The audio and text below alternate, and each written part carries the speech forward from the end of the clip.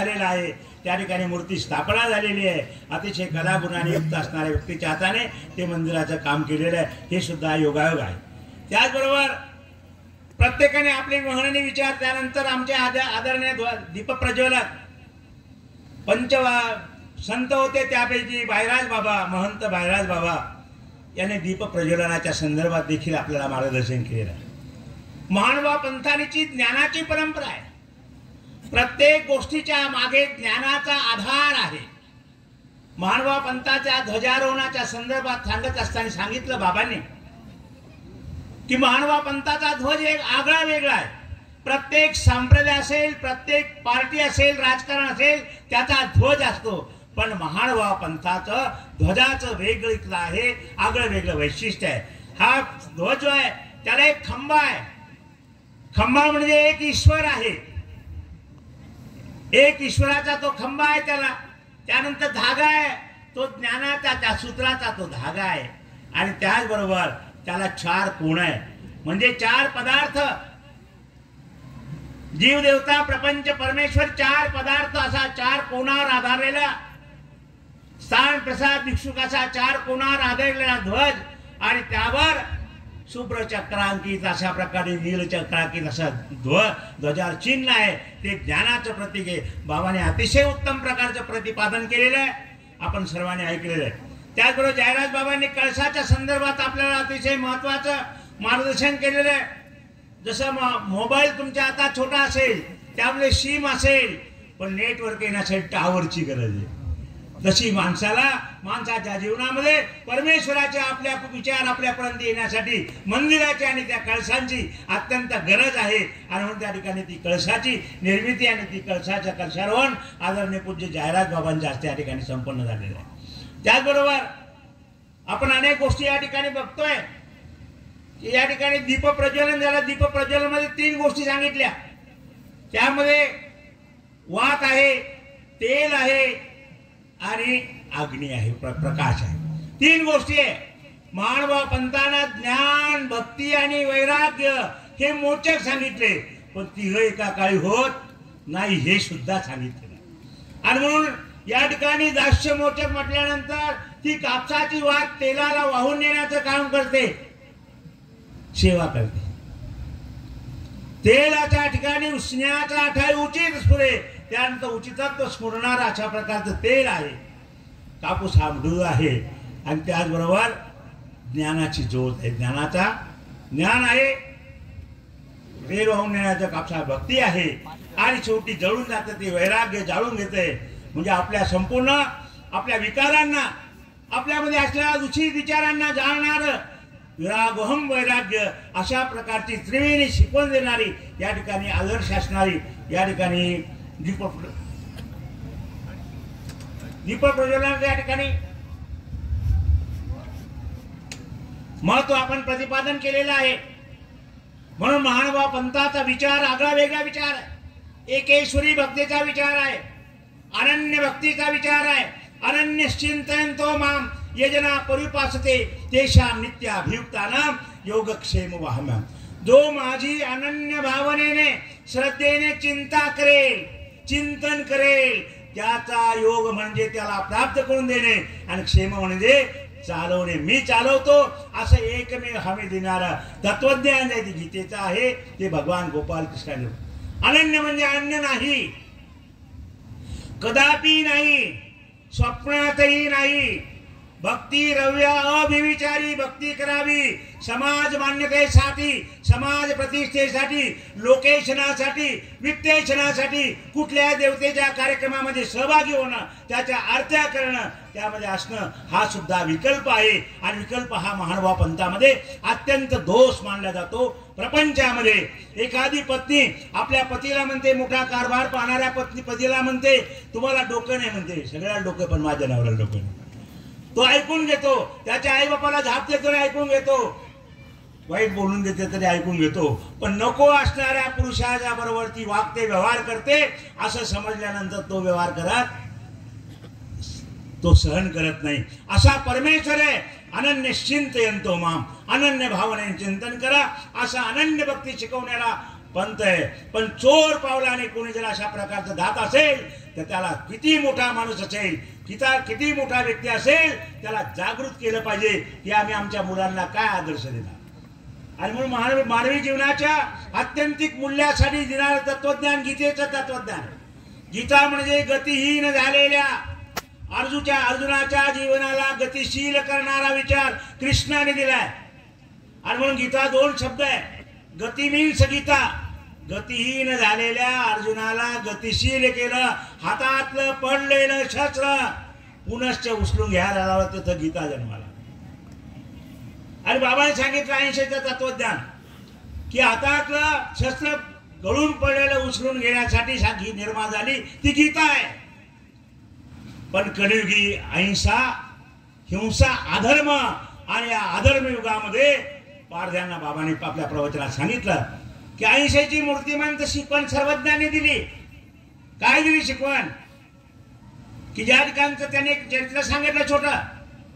माणसाला घाबरलेला ससा एका मनुष्य आकृती असणाऱ्या सर्वज्ञांच्या मांडी खाली येऊन लपतो. अलगत स्वामींच्या मांडीला त्याचा स्पर्श होतो. स्वामी डोळे उघडतात, स्मित हास्य करतात. ते औदार्य, ते लावण्य, ते सौंदर्य, दयामय आहे तिने अशी मूर्ती पाहिली. भुंकणारा पुत्र सुद्धा थांबून गेलं, ते भुंकू शकलं नाही. आणि पुत्र का भुंकत नाहीये? आणि म्हणून सशाच्या मालक दे सशाला पकडणारा आलेले पारधी पळत आली. नाजी द्याजी आमचा. मग स्वामी म्हणतात हंगा येणे काही केले हे राणीवणी असती, राणीचे तृण खाती, ओळाचे उदक पिती, याते कागा माने. हिंसा पाप, पापावतो नरक, असा अहिंसेचं मूर्तिमंत शिकवण दिली. आणि त्याच क्षणाला त्यांच्या हातातलं शस्त्र गळून गेलं. आणि त्यावेळेस त्यांनी कबूल केलं. आदिवासीयांनी, त्या पारध्यांनी कबूल केलं नाजी आजपासून, आज लागेपासून आम्ही हिंसा करणार नाही. अशा प्रकारचा अभय देणार. म्हणून मी कायम सांगत असतो, ज्ञानेश्वरांनी पसाय मागितलं, पसाय दान. दुरिताचे तिमिर जावो, विश्वस्वधर्म सूर्य भावो, जे जे वांछील ते ते लावो, सकळ प्राण जात. पण ज्ञानेश्वराला एवढी हिंमत पसाय दान मागण्याची कर्मठांच्या मांदियाळीमध्ये का झाली? तर त्यावेळी सर्वज्ञांनी, चक्रधर स्वामींनी या ठिकाणी एक प्लॅटफॉर्म तयार केला होता अभयदानाचा. आणि म्हणून ते अभयाचं तत्वज्ञान, अभयदान देणारं तत्वज्ञान आहे. आणि म्हणून येत शरण आलिया हंगा, येत शरण आलिया काही मरण असे. आणि म्हणून त्या सर्वज्ञांच्या विचाराला आपण समर्पित व्हा. त्या सर्वज्ञांची अनन्य भक्ती करा. आमचा नाशिक जिल्हा भाग्यवंत आहे. माझी नाशिक जिल्ह्यावर फार श्रद्धा आहे. कारण माझे गुरुजी हे नाशिक जिल्ह्यातले येवल्याचे होते. त्यामुळे नाशिक जिल्ह्यातल्या प्रत्येक माणसाला मी वंदनीय मानतो, आदरणीय मानतो. कारण धर्म प्रचारामध्ये अतिशय महत्वाची भूमिका या ठिकाणी सर्वात छोट्यात मोठ्या माणसाने केलेली आहे. आणि म्हणून नागराज बाबा, आम्ही 27 वर्ष बरोबर खेळत असताना आम्हाला जाणवलं त्यावेळी नागराज बाबा सांगायचे, एखादा माणूस चुकला असेल, चुकीचं काम करत असेल, पण तो गेल्यानंतर लोकांना धर्मच शिकवणार आहे, धर्म सांगणार आहे, दुसरं काही सांगणार नाही. आणि या ठिकाणचे आमच्या जिल्ह्याचे भाग्य आहे. सर्व तीर्थस्थानांचा जीर्णोद्धार आज या भूमीत बसलो आपण. ती ही गोदावरी हाच किनारा, पवित्र गोदावरी उमटली देवांची पावले, करतल भिक्षा भोजन सारुणी, तरुतल वास दोदत करुणे, जीवा जीवांना शोधत फिरता कष्टाती शोषले, उमटली देवांची पावले. हातावर भिक्षा कशासाठी मागितलं? कारण सर्वज्ञ श्री चक्रधर स्वामींचं तत्वज्ञानाचं आहे. आपण ऐकत असतो, बोले तैसा चाले त्याची वंदावी पावले. पण स्वामींचं तत्वज्ञान नसे तर तसं नव्हतं. चाले तैसा बोले, आधी केले मग सांगितले. आणि म्हणून या ठिकाणी महत्वाची भूमिका आहे. गणिताचा शिक्षक फळ्यावर गणित सोडून शिकवतो, व्याकरण फळ्यावर शिकवतो. परंतु नर्तन शिकवणारा, नाच शिकवणारा शिक्षक जो असतो त्याला या ठिकाणी हात वारे करून युथ ऍक्शननीच ते नाच शिकवावं लागतं. तसा इथं आचर्याचा धर्म तो आचार जीवाने करावा यासाठी परमेश्वर स्वतः अवतरले, मनुष्य वेशधारी झाले, माणसात आले, युद्ध खाली आले, मनुष्य वेशात आले. मनुष्य वेशात आल्यानंतर त्यांनी माणूस वेश धारण केल्यानंतर स्वतः जीवाच्या भाग्याच्या माय मावलींना, भाग्याच्या जीवांना त्यांचा ज्ञानाधिकार प्रेमाधिकार निर्माण करण्यासाठी त्यांच्या घरात जाऊन ते भिक्षांनाचे कण ग्रहण केले. महानुभाव पंथाच्या तत्वज्ञानात त्याची आगळी थोडी आहे. तत्वज्ञान आमचं असं म्हणतं, ऐशी चार वेचिते टाकोणी घातली केशरी घोमटे. ते केवी जाणत असती ते काय जाणतील. अशा प्रकारचं थोर भाग्यवंत असणारा जिल्हा, या जिल्ह्यामध्ये सर्वज्ञांचा प्रवेश जो झालेला आहे. इथे येत असताना खोपडीवरनं सिन्नरला गेले आणि सिन्नरवरनं नाशिकला गेले. नाशिकला जात असताना नाशिकला बाळासाहेबांना मी सांगितलं, अनेक लोकांना सांगितलं, पण काम झालं नाही. आमची मंडळी बोलायला बोलके कामाला हलके. प्रकाशरावला माहित आहे की चक्रधर स्वामी या जिल्ह्यातनं या सिन्नर रोडने आले. सिन्नर रोडला मोठी कमान व्हावी आणि चक्रधर स्वामी प्रवेशद्वार असं त्याचं नाव असावं, हे व्हावं, पण ते झालं नाही. मी 17-18 वर्षापासून प्रत्येक आमदार प्रत्येक खासदाराला सांगितलं. ते म्हणतात नाही, आता महासभेत आम्ही घेऊ, महासभेत घेऊ. आणि म्हणून करता दादा सांगळे साहेब एक ऐतिहासिक काम आपल्या सिन्नर रोडला जी कमान होईल त्याला चक्रधर स्वामींचं प्रवेशद्वार म्हणून नाव जर दिलं. चक्रधर स्वामींचं आम्ही प्रकाशरावाशी सुद्धा याशी बोललेलं, अनेकांशी बोललो, पण आपलं काय होतं हवेत विरून जातं. आणि म्हणून करता एवढं काम व्हावं का, हे ऐतिहासिक काम आहे, त्याला ऐतिहासिक प्रमाण आहे, लीळाचरित्राचं प्रमाण आहे, शासनाचं प्रमाण आहे की सर्वज्ञ श्री चक्रधर स्वामींचा इतिहास आहे. आणि म्हणून महानुभाव पंथ आज आमच्या अतुल मुनी दादांचं सुद्धा कार्य फार मोठं आहे. त्यांनी सत्संगाच्या माध्यमातून प्रत्येक माणसाच्या मनामध्ये स्फुल्लिंग जागवलं. अतिशय या ठिकाणी उदयनमुख व्यक्तित्व या ठिकाणी निर्माण झालेलं आहे. असे अनेक माणसं आमचे मुकुंदराज दादा प्रकाशनाच्या माध्यमातून त्यांचंही कार्य आहे. म्हणून विषय निघाला की आमच्या संवत्सरच्या आश्रमातनं एक मौलिक हिरा निघाला आणि महानुभाव पंथाची ब्रह्मविद्येची तृष्णा भागवण्याचं काम प्रत्येक विद्यार्थी करतो. आणि म्हणून त्या आश्रमाचे ऋण जे महानुभाव पंथावर सदैव राहतील. एवढे शब्द संपवतो. आमचे कृष्णाज बाबा यांनी केलेलं कार्य हे अतिशय महत्वाचं आहे. आमचे भक्त मंडळी जे आहेत अतिशय सर्वसामान्य असतील. आता समृद्धी रोड गेल्यामुळे बरेचसे समृद्ध झाले आहेत. आता सगळे समृद्ध होऊ राहिलेले कालोगामध्ये, पण समृद्ध होऊ लागलं वैचारिक दृष्टीने सुद्धा तुम्ही समृद्ध होताय. सिन्नरचं मंदिर आता झालं पहा. त्यावेळी आम्ही त्या ठिकाणचं ते मंदिर पटिशाळेचं बांधत असताना आमच्या सांगल्या यांची आम्हाला प्रेरणा, सांगले दादा त्या ठिकाणी आले. ते मंदिर अशा प्रकारचं कसं झालं माहिती नाही. आणि म्हणून त्या ठिकाणी सेवा परमेश्वर करून घेतो. एक स्थान निर्माण झालं. आपण सर्व भक्तांनी संरक्षण केलं. आता लोक म्हणतात आम्हाला स्थान दाखवा, आता स्थान शिल्लक नाही अशी अवस्था झालेली आहे. आणि म्हणून कृष्णात बाबांचं हे कार्य अतिशय महत्वाचं आहे. तीर्थ 2 किलोमीटर आहे. आलेल्या पांचस्थ माणसाला, आलेल्या पांचस्थ साधूला या ठिकाणी निवास करण्यासाठी निवारा प्राप्त झालेला आहे. बाबांचं काम सुरू झालं त्यावेळी सुद्धा मी आलो होतो. अतिशय मेहनत, अतिशय विनम्र वृत्तीचं व्यक्तिमत्व. खरे या ठिकाणी विद्या विनयने शोभते. फल भारे तरुण नम्रची होतो. फळाचा भार झाडाला आल्यानंतर ते नम्र होतं. तसं महानुभाव पंथाच्या ब्रह्मविद्याशास्त्रामुळे आज आमचे आदर्श पुरुष राजर बाबांकडे बघा, त्यांची इतकी विनम्र होती. कधी कधी मी त्यांना बोलतो बाबा जास्त कोर हो विनम्र होतं, कदाचित काही फायदा लोक घेतील.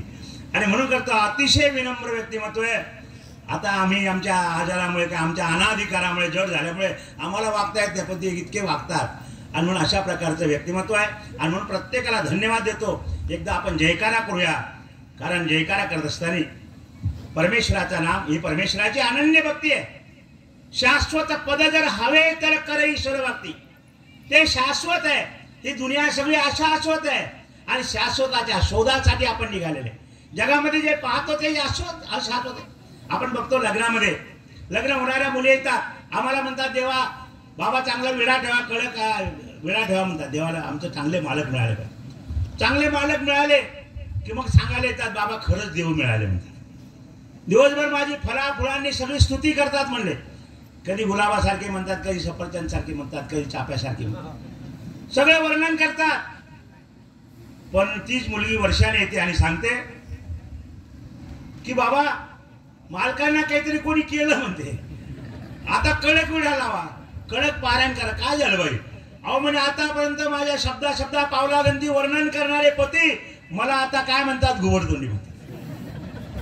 आणि म्हणा अनित्य संसार मानवा प्रेम नित्य ठेवा.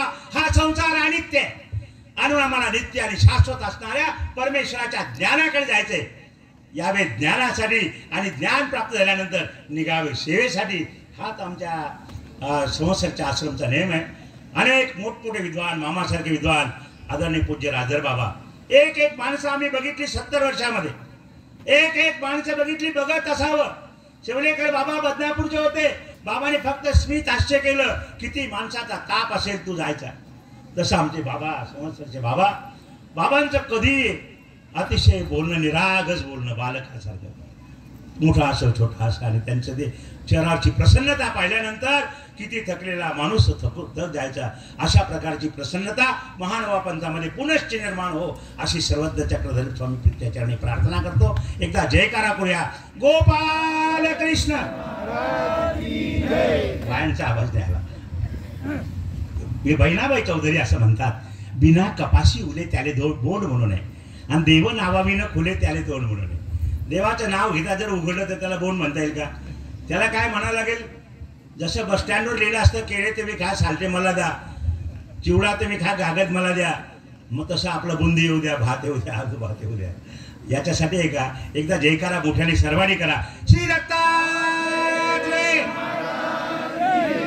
श्री चक्रपाणी महाराज की, श्री गोविंद प्रभु महाराज की, सर्वज्ञ श्री चक्रधर स्वामी की, सब भक्त मंडल की, सब साधु संतन की. धन्यवाद.